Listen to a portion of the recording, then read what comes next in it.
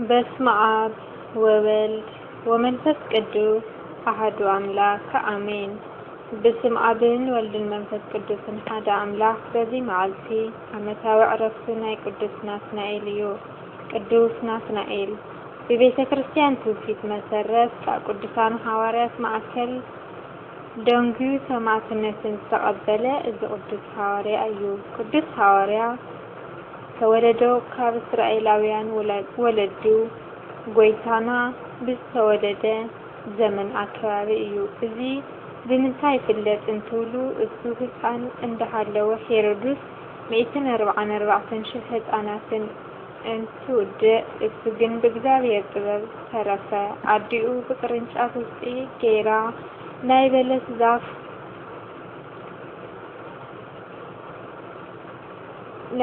ተቀሚጣ ሁሉ ተደቢቃ ማለትም ተሓቢኣ ተጥብዎ ነበረ። ንሐዋርያው ወለዱ ዘውፅኡሉ ስም ስምዖን እንትኸውን ጎይታ ኢየሱስ ክርስቶስ ደግሞ ናትናኤል በሎ። ብባልንጀርኡ ሐዋርያት ደግሞ ዘቃንዐ ስምዖን ገሊላ ቃና አካባቢ ስለዝዓበየ ሓደም ቀናኢ ስምዖን ይብሉ ነበረ። ምሁረ ኦሪት ነበረና ኩሉ ጊዜ ለሕጊ ይቃንዕ ነበረ። በገሊላ ቃና መርዓ ዝደገሰ ዶኩማስ ናይ ቅዱስ ናትናኤል ናይኩኡ ወደኩኡ እዩ። ጎይታና ደቀ መዛሙርቱን ዶኩማስን ዝፀውዐ ሓደ ምክንያቱን እዚ እዩ። ቅዱስ ናትናኤል ኦሪትን ካብ ገማልያል ተማሂሩ ካብ በለስ ኮፍ ኢሉ ይትክዝ ነበረ። መሲሕ እንታይ ቀሪካ እንዳበለም ይትክዝ ነበረ።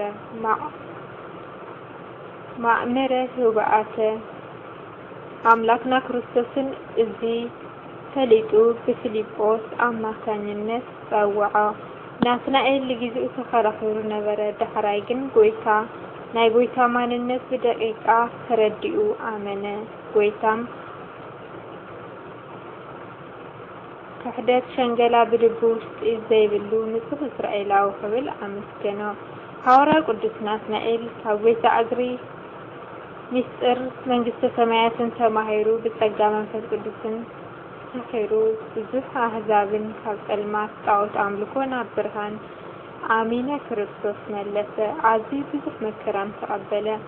ናይ ጎይታ ሓው እንዳተባሃለ ቅዱስ ያዕቆብ ብአይሁድ ምስተቃተለ ንድሓር ቅዱስ ናትናኤል ናይ ኢየሩሳሌም ካልኣይ ኤጲስቆጶስ ኮይኑ አገልገለ።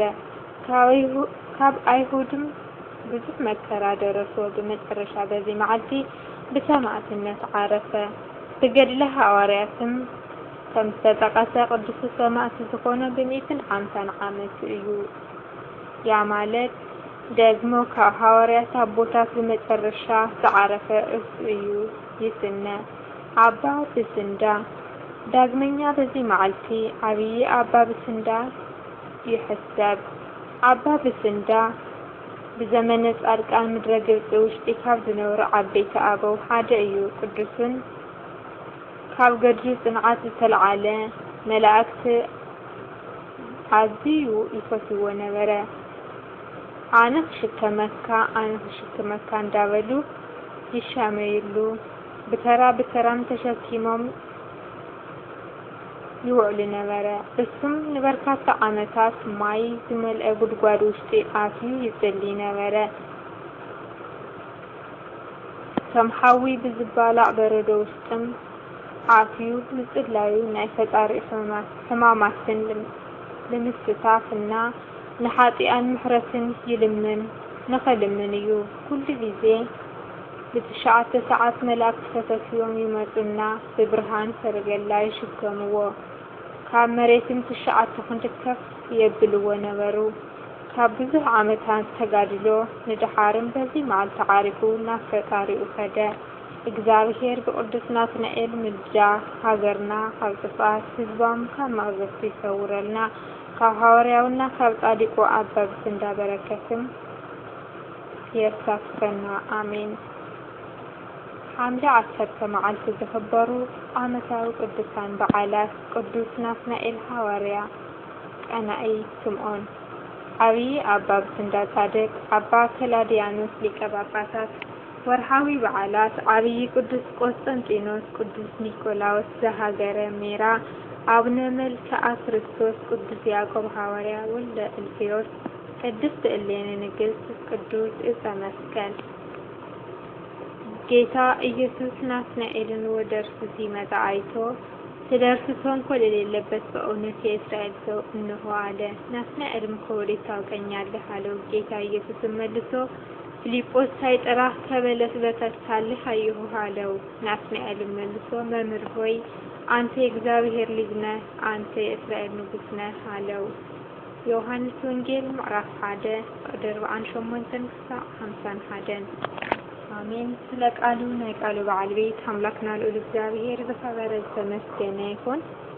አምላከ ቅዱሳን ከቅዱሳን አቦታትና በረከት ረድኤት ይካፈለና አሜን። ወስብሐት ለእግዚአብሔር ወለወላዲቱ ድንግል ወለመስቀሉ ክቡር አሜን።